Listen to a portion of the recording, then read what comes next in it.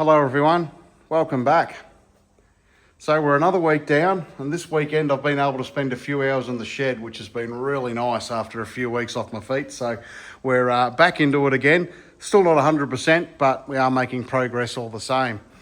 Also in this episode, I've got to put the feelers out and see if you guys can help us with a few bits and pieces. Not for me, it's for another project that's surfaced on a DJR Falcon. And a similar restoration's going to take place as far as getting the car from a BA back to an AU. And Adam, who has the car, has reached out wanting to, I guess, get some information on how they can go about converting the car back, which we can help them with. But I'm hoping you guys might have a few bits of information laying around, like what you supplied for us with FTR3 and the super cheap Falcon. So we'll cover all that off as well, and I'll give you a little bit of detail on the car and a little bit of the bits and pieces that we're looking for. So first of all, we'll have a quick look at FTR3, where we've got to this weekend. Been working on the front of the car. It's a little bit of a mess, but we'll show you where we've got to. So I'll start this part of the video off with a disclaimer that I am not an engineer, I'm not a welder, so keep that in mind. Everything I'm doing, I'm self-taught, so you'll have to bear with me and view what I'm doing in that light. But basically, we're just trying to resurrect the front of FTR3 to try and get the original bar mounts back in the car. Now, these originally would have been a straight bolt up, but given the rails have had so many hits over the years, everything's proving to be a little bit challenging to get everything to line up. You can see all the steel stretched and creased, and it's pretty ugly. Now, this has been cleaned up substantially and straightened up from where it was. Still got to do the bottom section, but that's looking a lot better, even though it does look fairly rough. Now, we did cover off last week. We're doing away with this bar mount, which the car had on it, which was to suit the late AU and the BA. That slid in here, and then there were two bolts in the side to hold it into the chassis rails, which you can see those bolts, or nuts I should say, are captive on that next to that left-hand marking there. So we've gone away with all that. I'm going to leave those there because it does tell a part of the car's history. 2001 this modification was done, so it did do a lot of racing with this in it, but given we're going for the 2000 Bathurst look, we're going to delete that and that'll no longer be used. Now, as far as the rails and everything, as I said, they're pretty beaten up, but we've cleaned them up the best we can, and we have made the adapters based on the footage from 2000 Bathurst, what it used to look like, and where the new rails, or the round rails, slide in from the front bar. So if I come around to the other side to show you what it looks like, it looks a heck of a lot neater, but that's the finished product. So I'm fairly slow at this stuff. I tend to fluff around a little bit, but you can see there we've just got the flat plate which bolts to the outside of the rail. There's a tube section on the inside, so when the bar does slide in, it's not just relying on this outer piece, it's supported all the way through. Now, this side's all cleaned up, the rail's been straightened, it's all exactly where it needs to be, and it's good to go, bar a coat of paint. Now, on the other side, which is still a work in progress, that's what it looks like. So I've ended up just using a piece of the old roll cage that we cut out from the ride car, a bit of flat, and that's how it all looks, and that just sits in there like so. It's got a captive nut in one side and a nut and bolt on the other. Now, one thing I have done, which I don't know whether it had it, but I've put it in there anyway, I've just put a little perch on the bottom, and that's there. You've got all the aero and all the weight of the splitter pushing down, and it's a lot to have holding on to 6mm bolts. So once that rail's repaired, that'll actually sit on that perch, and it'll make sure it's nice and supported. But that's how it'll look on both sides when it's finished, and it'll look $1,000,000 and go back to how it was in the early 2000s.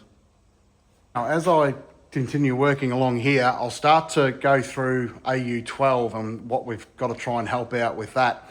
So as I said, Adam's reached out to us. He's got somebody that's going to do the conversion for him and asked us for information. Now, we can supply the point-to-point measurements and all the bits and pieces that we've learnt over the journey doing these two cars, which is no stress at all. More than happy to help. But what I was hoping, and this is where you guys and the followers of the page have been fantastic, there's so many people that have sent in photos of FTR3 and the Super Cheap Auto Falcon, which you've snapped in pit lane and around the traps in the early 2000s. And those photos have been critical to help us put these cars back together. As an example, these front bumper mounts have happened purely from photos that you guys have sent us. Now, given that a lot of you have got photos of FTR3 in 2001, 2002 and 2003, AU12, the DJR car, raced in 2001 and 2002. So the thought process is, if you guys have got heaps of photos of FTR3 from those years, I'm hoping some of you may have some photos to help Adam out. Now, it's the Paul Radisich car, so just to explain what it is, it's the Paul Radisich car. It was brand new at the start of 2001. It did have a fairly rough introduction to the world at the Clipsal 500. Some kind of rear suspension problem or failure, broken the linkage at the rear, I'd say. Look at this thing, it's smoking. Yeah, something odd. Look at that, the whole rear, the whole diff assembly's moved across. Well, they just won't take that kind of punishment. Ultimately, look at the poor old thing, and it's brand new. It's a brand new car. We'll see what we can do. I can see you're in pit lane now. Well, it is from the pits, goes straight into the garage. I can't imagine that. Well, there's no really not time left, is there? Really? Well, also, just had information that Stephen Richards has been penalised. Radisich driving the absolute wheels off it, and it raced all the way through 01. It didn't do the Enduros, so it wasn't. Didn't make the trip to Bathurst because they used the Johnson chassis at that time, but it basically did everything else. So, as an example, it went to Canberra. It was the car that Paul had that spin in the shootout, and it also, success-wise, it shared the front row with FTR3, the 2001 Perth round. Unfortunately, unfortunately for me, Radisich went on to clean sweep the weekend, absolutely brained everyone. FTR3 decided it was going to be a burnout competition in the first race. Glenn Seaton lit him up off the line, and second race knocked the front splitter off it. Third race blew the engine up. So poor old FTR3 had a shocking run, but AU12 had a really good race weekend.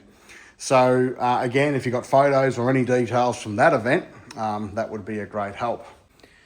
Now, AU12 also raced throughout 2002. Again, didn't do Bathurst, but did the other rounds up until New Zealand, where it was in a fairly major accident off the line. And then it went, Will Davison drove it in the Iconica Series, Marcus Liddell.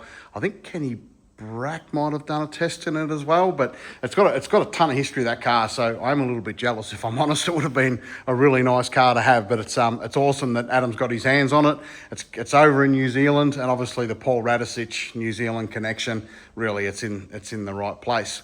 Adam shot me through some photos of the car just to give us a bit of an idea what it's going to need to convert it back. And we're looking at all the information at the moment, and I'm putting together a package to shoot across to New Zealand. But it does look like it hopefully will be fairly straightforward to do. Now, there's a lot of rivets and bits and pieces holding the car and the BA panels on, where with FTR3 it was all welded, so it was a bit of a nightmare. AU12 didn't actually go back on the racetrack after DJR was finished with it. It was converted to a BA to be put in the museum, and then it went to Bowden's, and now obviously Adam's got his hands on it. So it's never actually raced. So hopefully, as far as converting the car back, it looks fairly straightforward. And when I say it's straightforward, just as one reference point, if you look at the front quarter panels, you can see on FTR3, that's the AU standard AU hole or thread for the front quarter panel. The BAs are in a different spot. So when these cars were converted, they've welded another captive nut in there, which we've got to delete to put it back to how it was as an AU. You can see on these photos of the DJR car, they've just left the bolt out of that fender.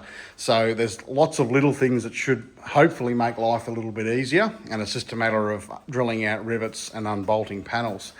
One thing you can see at the rear of the car, if we have a look here at the rear parcel shelf, which we've covered many times, the yellow paint on the DJR car does look a little bit different from this section to this section, but it does have tech screws in it, or metal screws in it. So hopefully that means that they can just unscrew it and the rear section of the car will come off, or the BA section. Certainly you can have a look up in here as well. There's rivets holding this section on. So hopefully that means it's going to be a lot more straightforward for them. You can see what we've done here. We've had to weld all this back on because it was originally welded to start with, and we didn't have that option to take that path. What's fantastic about AU12 is all the inside of the car's original. So you have a look at what we're doing with FTR3 here. It's been an absolute major. There's been more work inside the car than outside it. AU12 is as it raced. So they're really lucky in that regard, and it's certainly going to make a really nice car when it's finished because all that can be preserved. So what we're doing this end to help is we're just putting a bit of a list together, point-to-point measurements, so across the boot, where all the AU infrastructure needs to sit, and getting a list of all the hard-to-find parts. So little things like the bracketry that sits on the rear wing as the centre stay, they're almost impossible to get. So before we start fitting these up and servicing them up to go on FTR3, we'll get some of these reproduced just so we can shoot them across to New Zealand, and some of the really hard to find stuff we can, make multiples of to make life a little bit easier moving forward. So as I said, if you do have any photos from 2001, 2002 at those rounds I've mentioned, feel free to flick them through to me on the Facebook page, and I'll shoot them across to Adam. Again, there's no pressure. It's just if you'd like to be involved, we'd love to have your input, because I do genuinely appreciate everything you guys have done for me, sending me the photos, and it's really helped get this car back, and the super cheap car back to how it was with the 1%ers. It's really the only way we can do it. Everything else was secret squirrel, as you know. So if you've got any information, feel free to contact me. I'll forward it across to Adam, and I'm sure it won't be the last we hear of this car going back together. The car will make an appearance in BA trim before it gets converted to an AU. So if you're over in New Zealand, stay tuned for that. I'm sure it'll be awesome to see the car out in the open once again. So I'll push on here tonight with FTR3, try and get these front rails cleaned up and fixed so I can then start doing the front bar, and we'll have more for you next week. Plan from there is then to get the rear wing on the car, so hopefully by the time I've got all this done, I'll have enough content to whack together another episode to share with you. So thanks again, everyone. I hope you have a good week, and we'll speak to you soon. Thanks again.